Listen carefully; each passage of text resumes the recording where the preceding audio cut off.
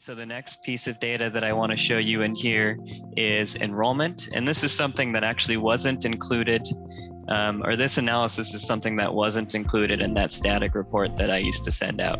So I'm going to go ahead and click on this.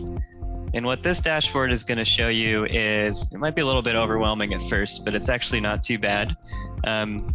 There's this central table in the middle here, and you can see your enrollment. And so this is the enrollment. If you haven't selected any filters or anything like that, this is the enrollment in your courses over the last 6 years, regardless of the course. This is the percentage of enrollment. And each of these enrollments are broken down by race and ethnicity. So the first two columns are your data, and then the second two columns are the college-wide data.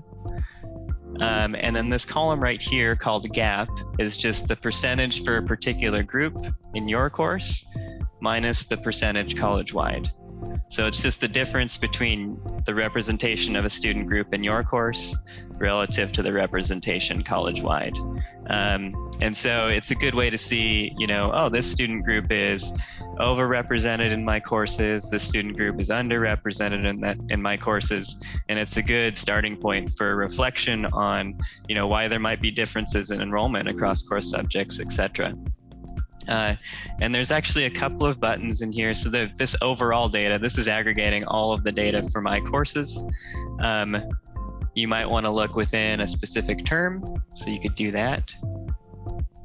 We could break this down by gender. So far, this is the only other demographic variable we have in the dashboard. So if you select a gender here, now the interpretation is this is all of the enrollment for your female students. And then the total column is actually the percentage of female students in your courses over the last X number of terms that you've selected. And so you can see here in my fake data, they're about 20 points underrepresented relative to the college-wide enrollment, if that makes sense. Okay, and then you can also break this down by course. And actually, if you're looking to see trends over time for a particular group, you can just mouse over that group.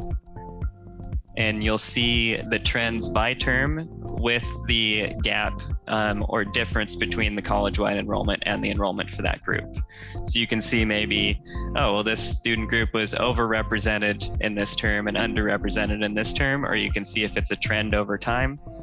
A lot of people wonder, when you're dealing with just looking at a specific course in terms of enrollment or course success or withdraw, a lot of people wonder, well, is this like a statistically significant difference? Is this something that is notable to me? And one way to figure that out is if you look at trends over time. If you see that a certain student group is consistently underrepresented or overrepresented across terms, then I think that's a noteworthy thing in your reflections. Okay.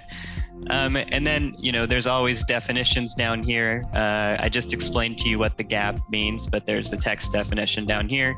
And another thing to note here is that we're dealing with enrollments here in this circumstance. So a student could be counted multiple times if they were enrolled across multiple of your courses. So that's just something that's important to note here. It's not head count, it's enrollment.